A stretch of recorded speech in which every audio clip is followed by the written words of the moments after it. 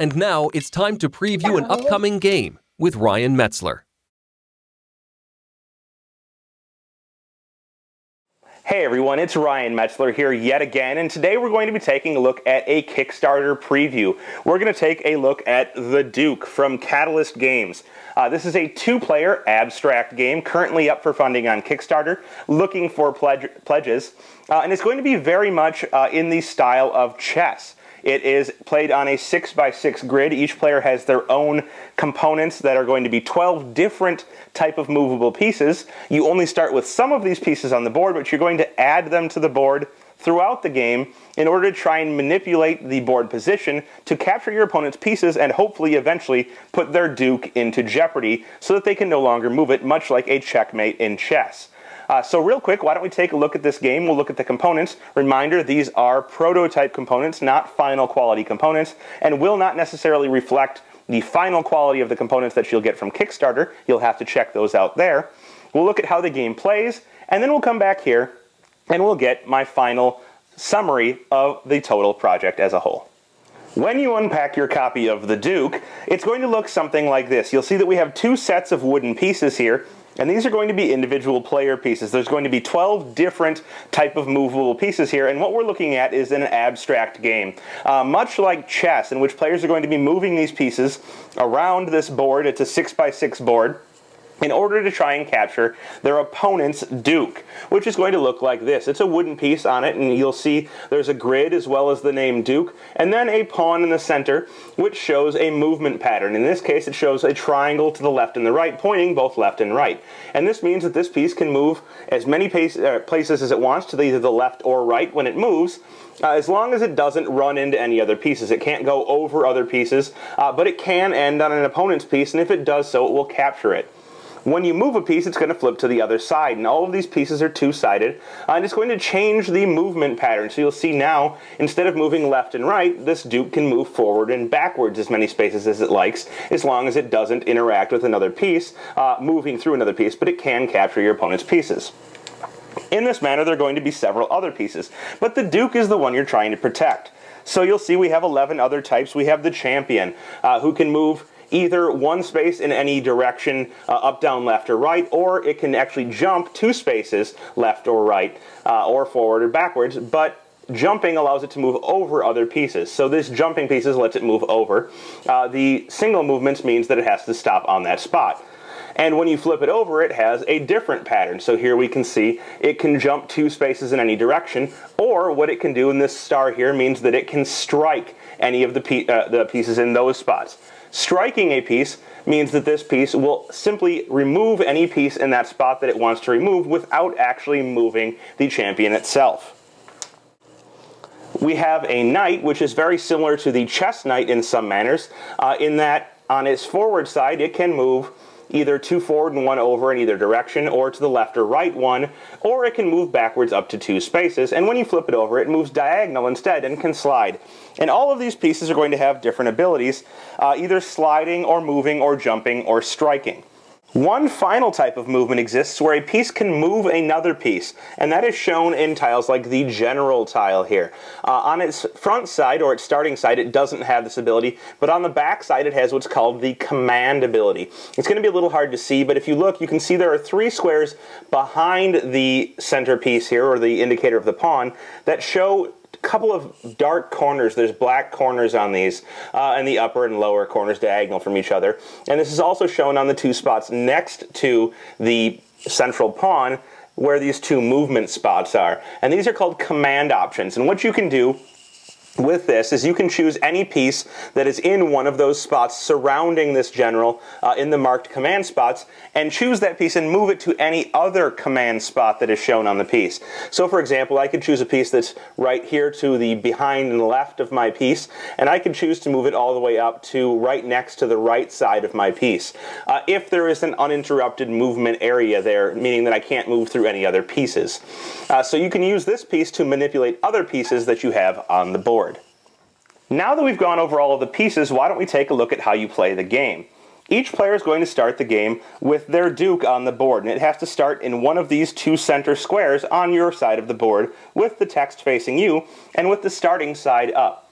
The starting side of a tile is going to show a pawn, a black pawn on a white background. The flipped side will show a white pawn on a black background. So anytime you place a new piece on the board, you have to make sure that the starting side is up. In addition to this, they're going to put two of their footmen on the board. They have 3 footmen. 2 of them will start on the board, and they're going to start adjacent to the Duke in one of the sides that shares a side with the Duke. So maybe we have a footman here and a footman here. The other player will then set up their side in the same manner. Maybe they want to place here, and they put a footman here and a footman here. That's all set up, and now we're ready to begin the game. On a player's turn, they have a choice of one of 2 things that they can do. They can either move a piece, which is going to be one of these pieces they already have on the board, in the pattern that it shows on the tile. So, for example, this footman could move any space to its left, right, forward, or backwards, or the Duke could slide to its left or right without interrupting any other pieces, or we could draw a tile from our bag. So let's say it's the turn of the player closest to me, and they decide they want to move this footman. They would simply move it to one of the spaces that they have a choice of moving to, and then flip the tile over. And anytime you move a tile, you're going to flip it to its opposite side, changing its movement for the next time you would like to move that piece. Which is really important because you have to remember how all of these different pieces move and how they're going to flip and move on their opposite sides for future turns. Even more important to pay attention to your opponent's pieces and how they can potentially manipulate the side of their piece in order to get a better movement later. Your other choice on your turn, let's say it's now the darker colored player's turn here, is going to be to draw a tile from the bag and place it. And anytime you draw a tile and place it, it has to be placed next to your Duke in one of the sides that shares a side with the Duke. So right now the only open spot we have is here, but if we were to move our Duke here and flip it over, we would have 2 open spots in which to place. Or if we moved it here, we would have 3 open spots in which to place. So let's say this player draws from their bag, they randomly get a tile from their bag, and they pull out the bowman. And the bowman moves to the left or right or forward or backwards. It can move 1 forward, 1 left, 1 right, or it can jump to the left, to the right, or 2 backwards. And they place it right here. That would be the extent of their turn. And now we would go back to this player's turn, and they would likely draw a tile from their bag, placing it onto the board, and so forth and so on. So they draw a pikeman, and they place it maybe over here, and the pikeman can move 2 diagonally forward or to the left or right. And we're going to continue on in this manner, moving pieces, flipping them over when we move them, in order to try and capture our opponent's Duke, or put it into a position where it can't move and will be captured on a subsequent turn, much like in chess, trying to get checkmate. So you'll maneuver around the board, capturing opponent's pieces by landing on top of them, taking them off of the board, in order to try and get the Duke into a position where it can no longer move, thus forcing something akin to a checkmate. There are also different variants to this game, where you're going to have extra tiles that do different things. So for example, we have the fortress, and the fortress is randomly placed on the board. You can roll 2d6 or something to try and determine the spot. Since this is a 6-sided grid or a 6-squared grid in each direction, roll 2d6 and maybe we go to column 2, spot 1. Maybe the fortress goes here. And you place that on the board, and the fortress is a spot that you can move into to be safe from the striking effects of pieces, which are those star things that I showed you on some of the pieces, which allow you to remove a piece in those spots without actually moving to them.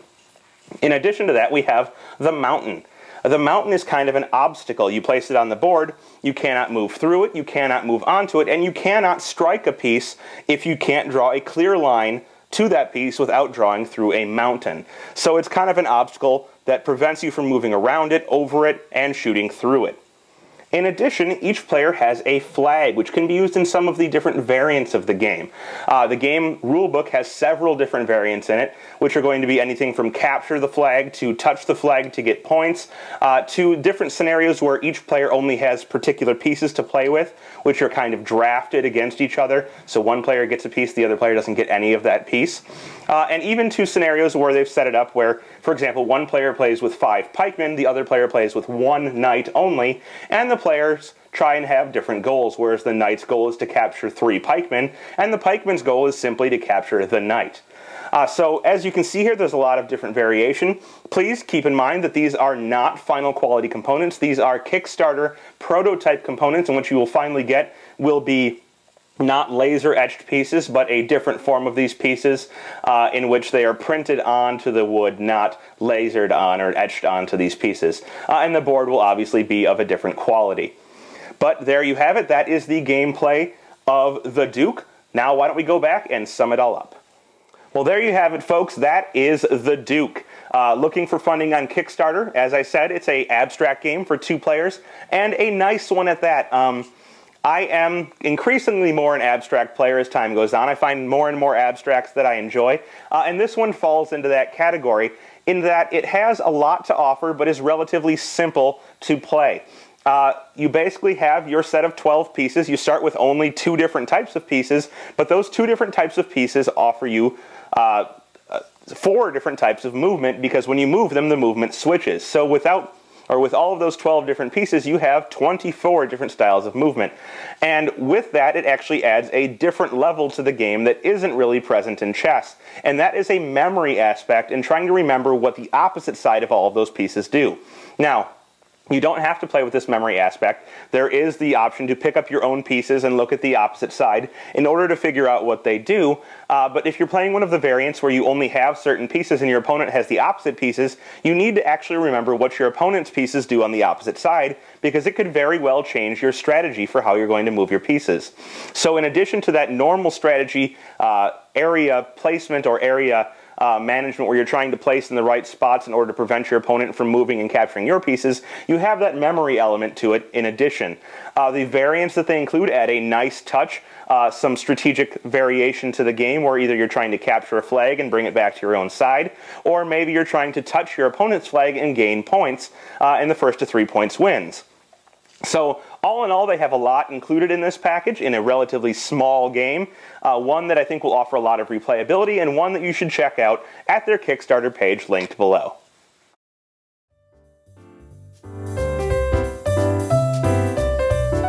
Thanks for watching our review today. For more information about board games, as well as the #1 board game audio podcast, check out Dicetower.com for reviews, interviews, and more. I'm Eric Summerer, and you've been watching The Dice Tower.